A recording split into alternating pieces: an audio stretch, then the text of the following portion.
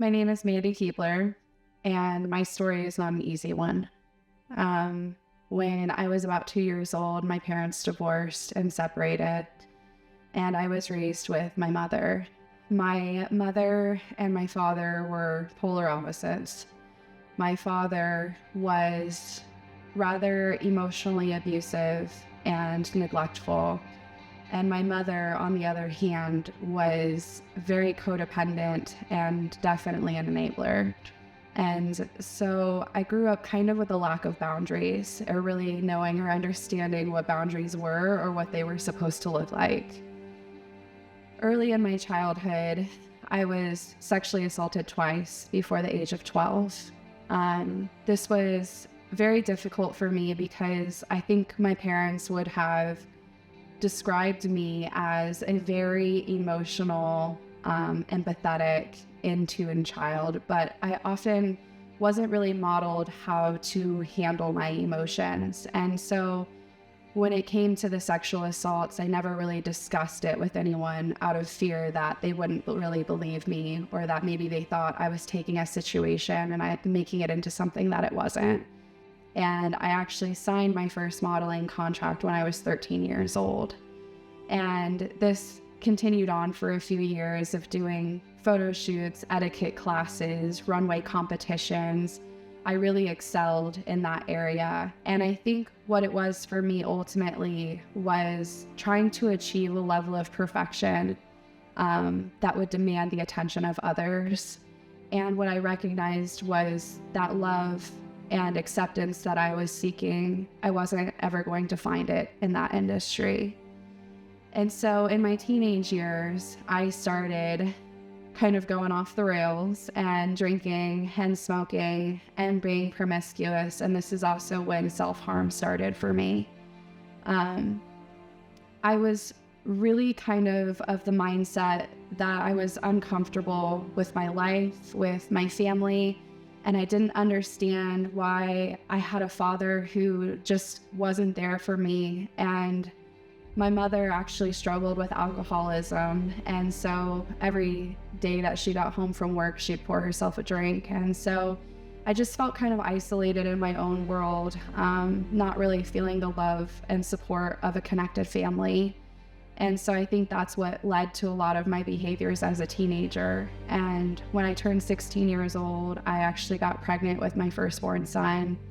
My mom was furious, and she really wanted me to have an abortion. And there was something just deep in my heart that I knew I couldn't go through with that. I knew that I couldn't do that. And I knew that it was a decision that I would never be able to live with. And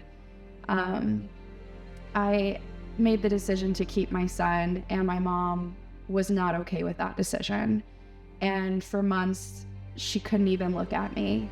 And that was the most heartbreaking thing as a daughter who, even though I was a child, was about to become a mother, and I didn't have the support of a mother.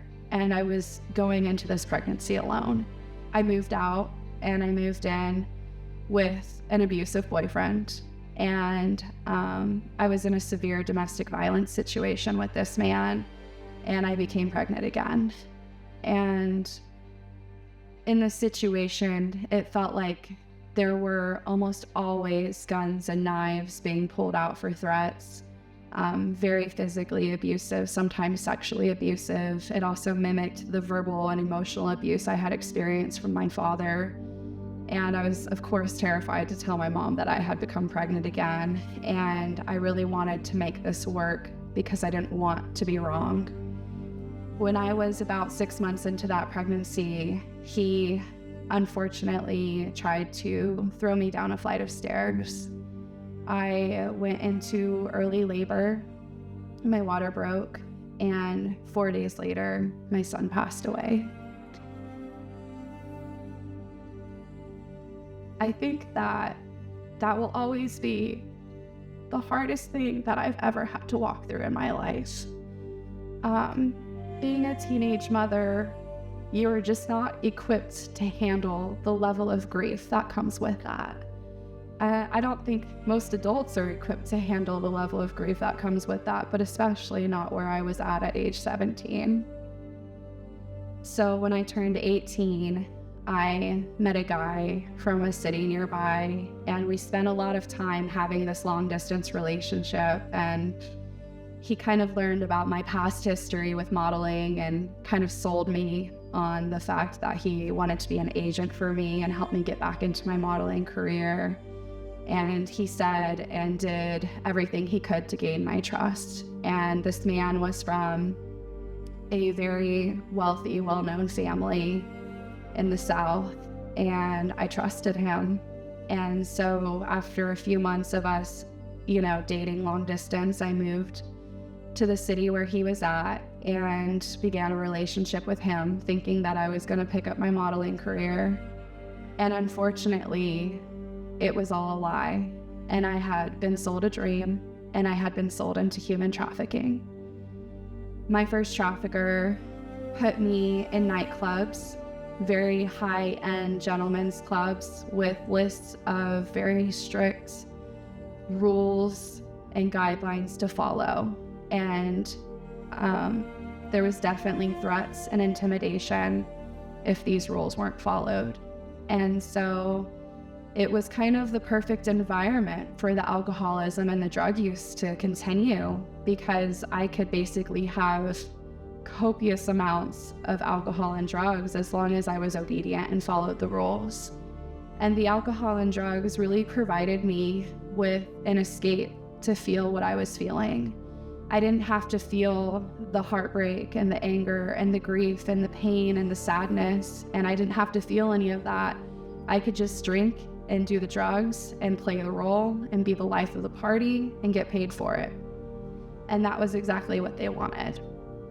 Part of this lifestyle included, expensive shopping trips and luxury vehicles and, designer bags and shoes. And I think that it was all part of the manipulation of, look what I can give you, and nobody else will ever give you this.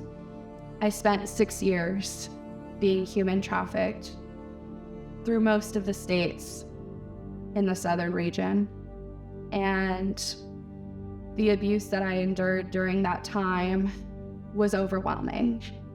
Physical abuse, sexual abuse, verbal abuse, mental abuse, control, narcissism, gaslighting, you name it.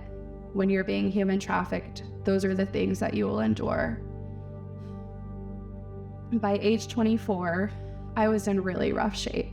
I had been trafficked for 6 years at this point, and my body was shutting down, and I actually ended up going into active liver failure.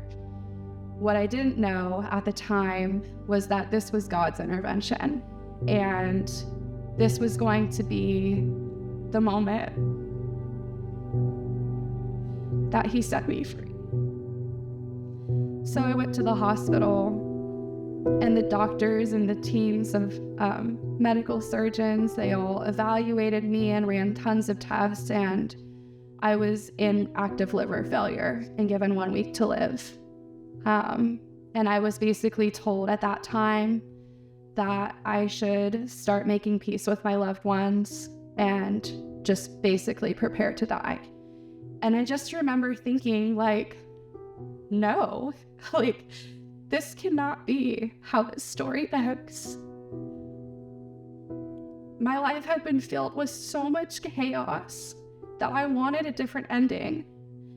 And for the first time in a long time, I called out to God, and I just prayed fervently for a miracle and for Him to intervene in my life. And by the grace of God, He did. And I was given a second chance and a new life. And this is where my recovery started.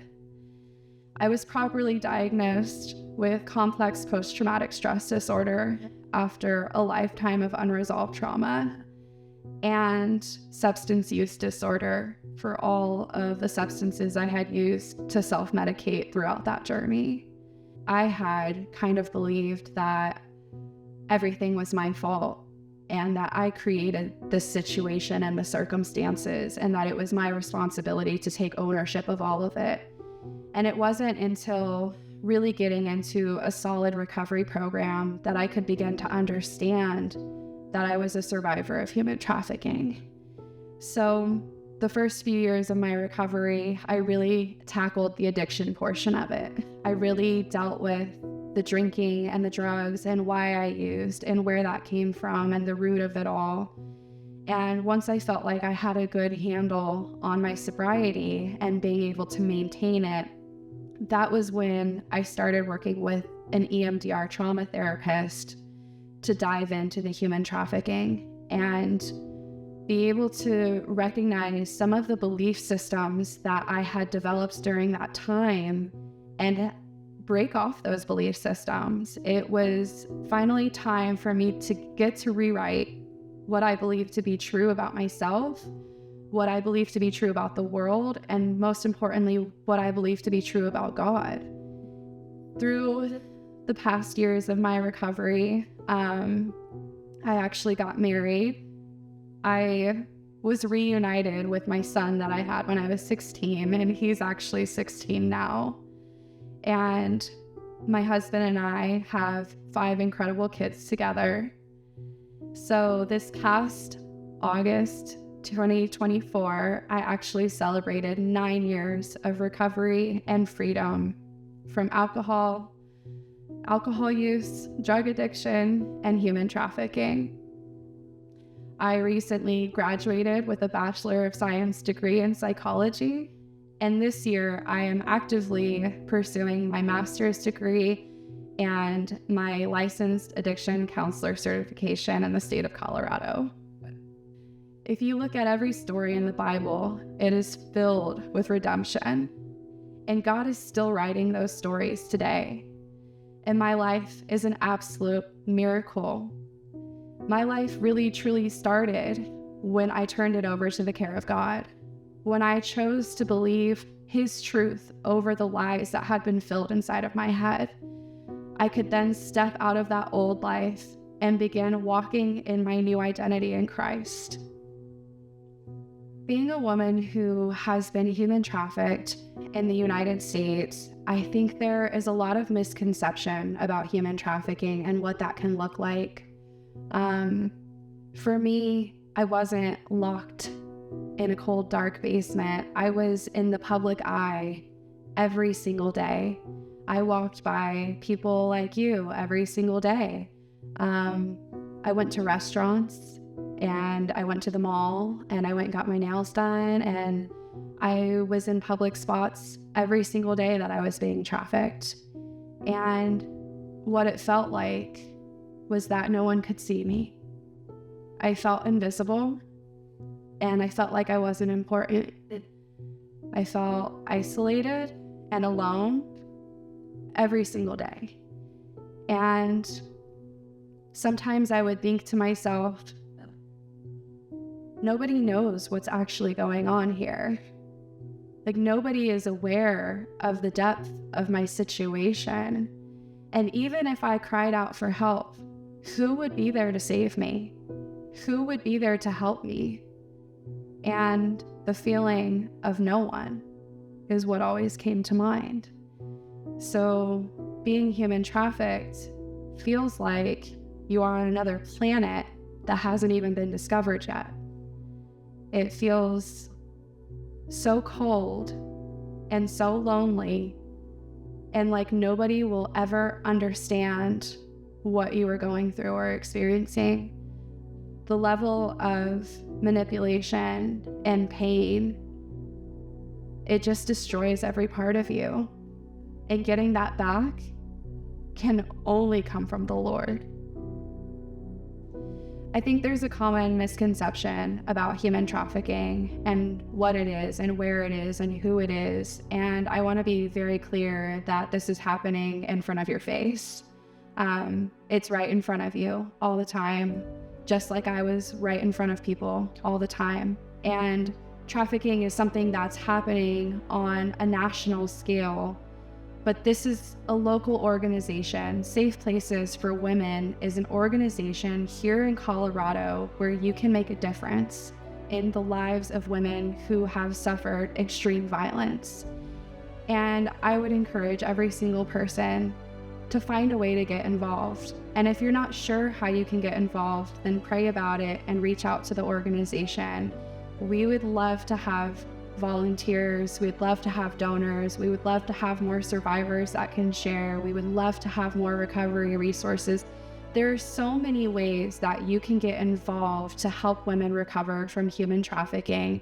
And so I hope that God would put it on every person's heart to discover what their part is and how they can help support safe places for women.